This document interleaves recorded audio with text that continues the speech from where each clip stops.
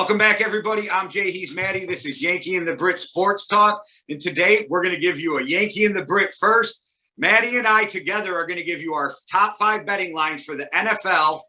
And I'm using FanDuel over in the US, and Maddie over in the UK is using Bet365. Yeah, Bet365, all the UK betting lines for that one. So anybody listening to us in the UK, you're able to bet as well, which is always nice. Well, Maddie, we're kind of going to go in order from our least favorite of the 5 to the top, but we will give you our locks of the week at the end of this podcast. So stay tuned for that. And I'll just start out with the game that I have the least amount of faith in, but I'm riding with because I think it's a win. So over in the last podcast we did, if you watched, I picked the Bills to win. In this one, I'm taking the Panthers plus 10.5 because the Bills aren't great at running and the Panthers have the number 2 pass defense in the NFL. So in this bet, I'm taking the Panthers plus 10.5. Yeah, I also have the Panthers plus 10.5 in my like betting lineup. I just think if you can't run the ball, how can you be 10.5? You know what I mean? I wouldn't say that's the one that I'm least confident on.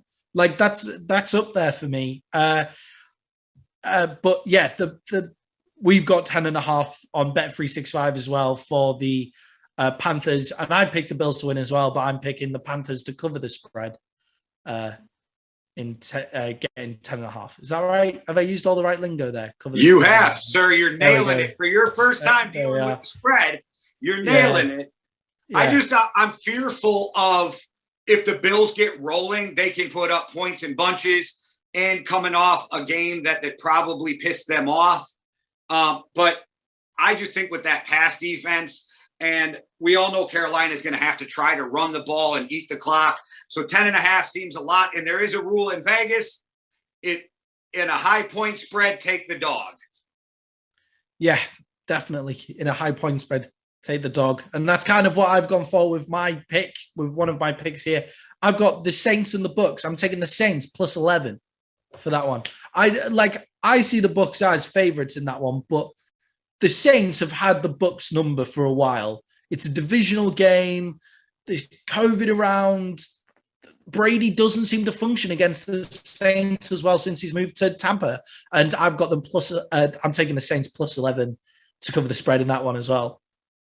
I wrote down 7 games to pick my 5, and they were actually 1. They just didn't make it. That was in the top 7 of the games I was debating on which ones to make my top 5. So I absolutely get that. So moving on to our next game, for me, I got another game that I'm opposite in picks from our last video. I'm taking the Pats at the Colts plus 2.5. Right. That surprised me because as we were doing our last video, you picked the Colts to win that game. But I did tell you, though, over there, I wondered if it was my love for Jonathan Taylor. So when I'm using my betting mind, I'm like, I trust the Pats more with a betting line. So, and I kind of hedge my bet. So either way, I'm a winner. Yeah, definitely. And are the Pats favorites in that one 2.5? Are they dogs in that one? They're favorites, right? They're dog. They're dogs. So I still think the Colts can win and cover. I can pull off both wins. So I'm taking the Pats plus 2.5. The Pats are a 2.5 dog. We don't. Correct. We don't have that one.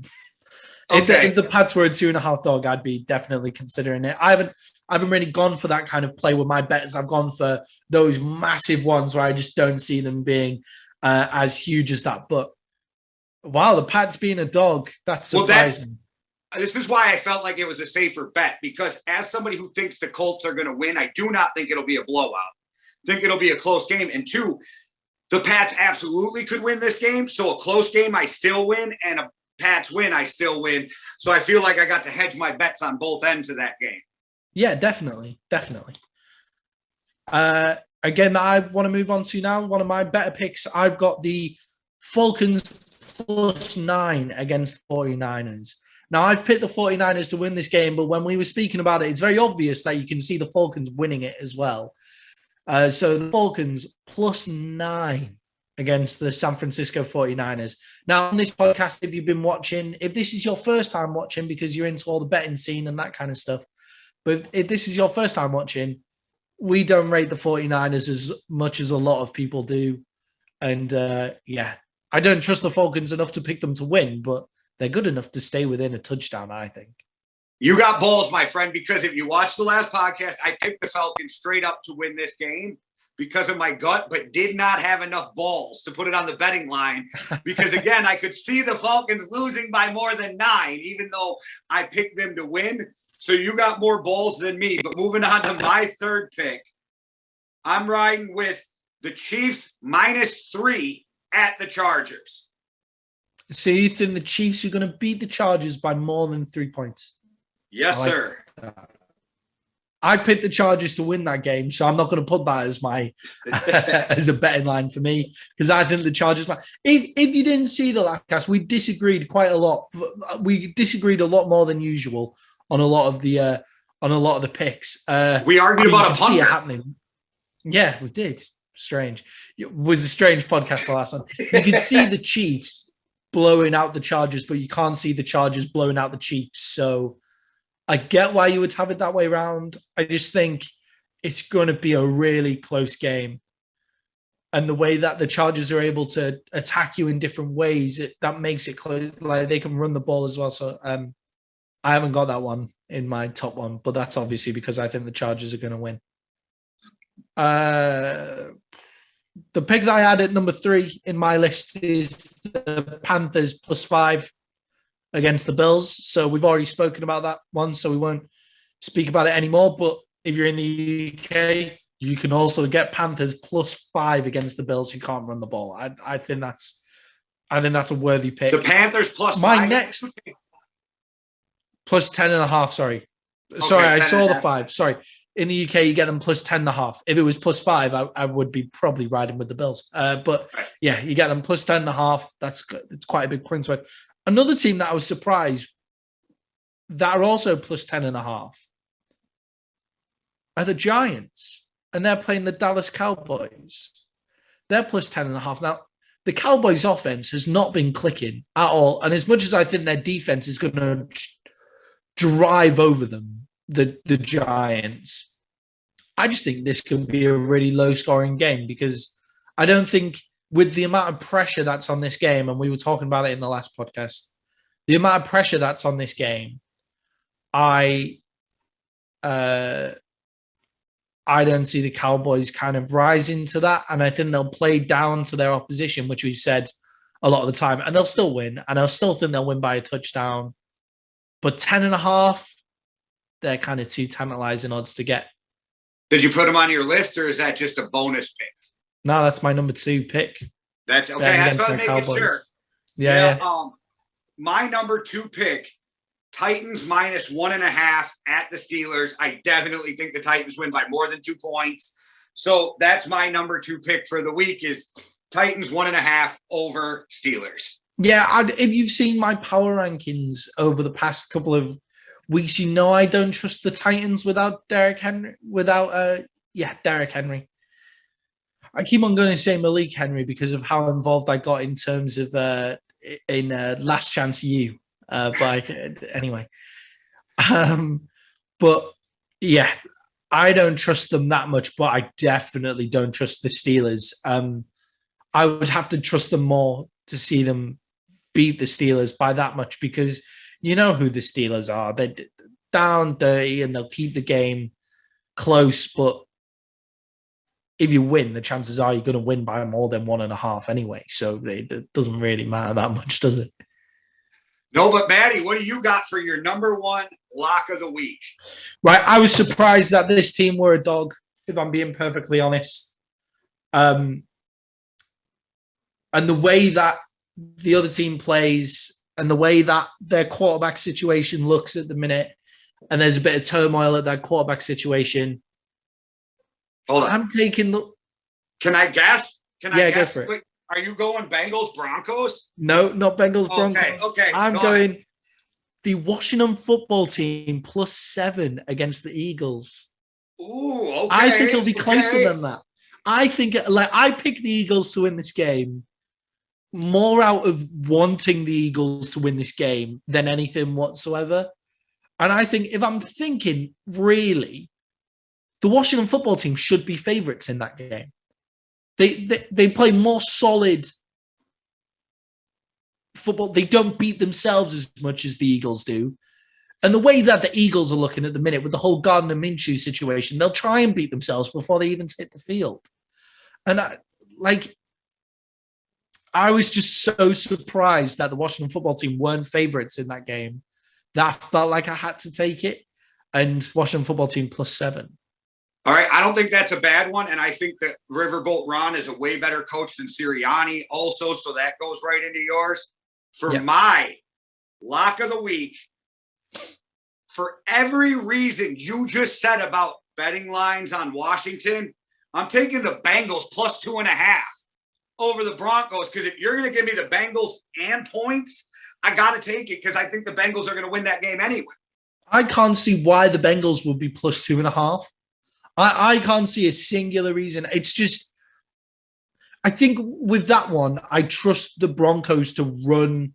I trust the Broncos to run the ball, and I also trust the Bengals to not be trusted. If you understand, I like Joe Mixon too, though. So this might be a really battle of running teams too, because Burrow can play, but Mixon's been balling. Yeah, definitely. I think my issue with the Bengals is like when it comes to betting and putting my own actual money down there is if there's one thing that you can trust with the Bengals this season, it's inconsistency. And if there's one thing that you can trust with the Broncos, it is consistency. So I get it. It's probably around my 6th pick, the +25. But if the Bengals don't win this game, it will be a shock. So the fact that they're the dog, put money on it. If you see those odds anywhere, put money on that one. I like it. To play off what you just said, I bet you'll agree with this. So the Bengals are inconsistently good and bad, and the Broncos are consistently mediocre. Yeah, 100%. Yeah, that's what I'm getting. And I can't put my own money down on mention for everybody. I got an honorable mention for everybody. I couldn't have enough balls to put this in my top 5, but the Lions are playing everybody tough this year. And the spread is the Lions +12.5. If you're looking for a dog that you think is going to lose but still could bet on, I don't know. The Lions are +12.5 is a big spread for a team that's been playing tough. In my talking about it, you actually get them +13 on Bet365 here in the UK. +13. That is a lot. That is a lot of points. I think the Cardinals are going to come out angry after last week, but +13. I mean, that's a bit too tantalizing. A couple garbage time touchdowns. Yeah, right? If Swift was playing, I'd trust them to keep the game close, but I don't necessarily without that consistent running back that they've had. But +13 is a lot. Well, Maddie, just to leave people who may not be gamblers and don't understand everything with a little information on the way out, obviously plus is the dog, minus is the favorite. But a big thing to know, the day those betting lines come out for the week, that's the most honest those are ever going to be. Vegas is saying this is what we truly believe about the teams. During the week as they move, it's because more money gets bet on one team than the other, and Vegas is trying to minimize any loss that might happen and injuries and stuff, so the betting lines will move. This week, I'm just suggesting if you are going to bet because of what's going on with COVID, wait till Sunday morning to place that bet. And always remember, do not bet more than you're willing to lose. Yeah, and also don't bet too much and spoil the betting lines for the rest of us. That's not right. Yeah, that's a good way to stop people from gambling too much money. Is group consciousness, right? This difference that we have between the UK and the US is a little something that we in the UK like to call socialism, and in the US, a lot of the right wingers decide to call just straight up communism. But the idea is, don't bet too much so that all of us can make money off it. Come on, it's capitalist socialism right there, and I love it. Also, be sensible when you're gambling, and I'll put all jokes aside when I'm saying about that next time. Right, and if you do gamble, though, there's a lot of fun prop bets. You can put couple bucks on who you think is going to score the first touchdown. You can parlay bets to make them worth more. So you say, like, I think so-and-so is going to score the first touchdown. Okay, so let's go with the Colts. I'm going to bet that Jonathan Taylor scores the first touchdown. I bet that Pittman has over 89 yards, and I'll bet Carson Wentz throws at least one touchdown. You can parlay that together, throw a $10 bet, maybe win 400 by taking a risk. So there's a lot of fun things you can do for very little money.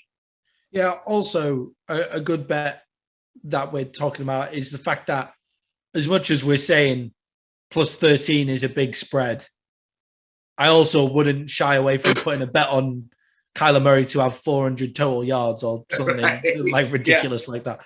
Like 400 total yards, 5 touchdowns. Like you get pretty decent odds for that. But I would take them as well. All right, guys. I really enjoyed this. I hope Maddie did too. Yeah. Oh, yeah. I'm not sure how much use I would be on the UFC side of it, but the NFL side, I can get into that. Hey, and plus, if you guys followed me with the UFC, we banked it out last week. And if you rode with me on my tweet in the middle of the Dominic Cruz fight, when the in-fight odds went to plus 450, you'd have walked away with like $600 if you'd have listened to me just on the Cruz fight. So let's go. Yeah. I had a really interesting. Sorry. I'm just going to make this video go on a lot longer because of the fact that if they've got to this point, thank you very much. And it means that they're probably our friends and family. So, right. So, hello, all of Jay's friends and family. Yeah. So, all for the past year since I've been doing this, I've been getting myself ready and psyched up for betting because our head chocolatier. I work at a chocolate museum on Saturdays. Everybody, it's York Chocolate Store. It's really cool. Come say hello if you're around. Our head chocolatier likes to put a bet on, and he enhances his game for him. And I don't personally bet because I don't have enough money to lose, so I can't bet more than I'm willing to lose. Like I'm literally sat on the floor with no heating because we don't have any heating at the minute, and I wouldn't have it on anyway because I can't pay the bills. But anyway, I've been betting for him, and we've been doing pretty well as far as I'm concerned this season. But we haven't been doing the spread. We've just been doing the odds for the winner and that kind of stuff that you can get in the UK sometimes. So you can get the Lions are 10-1 to beat the Cardinals and stuff like that. So you bet on that kind of stuff. And we've been doing all right. So I do have some experience. Please follow me. And Sam, if you're listening, you can stop asking me at work now and you can just watch these videos. That'd be nice. Yeah, tell your friends to watch the video. Be a friend, tell a friend. All right, guys. Well, that's it for the week on the bets, but I hope you cash in big and stay tuned for more videos. One world, one love. Deuces. Cheerio.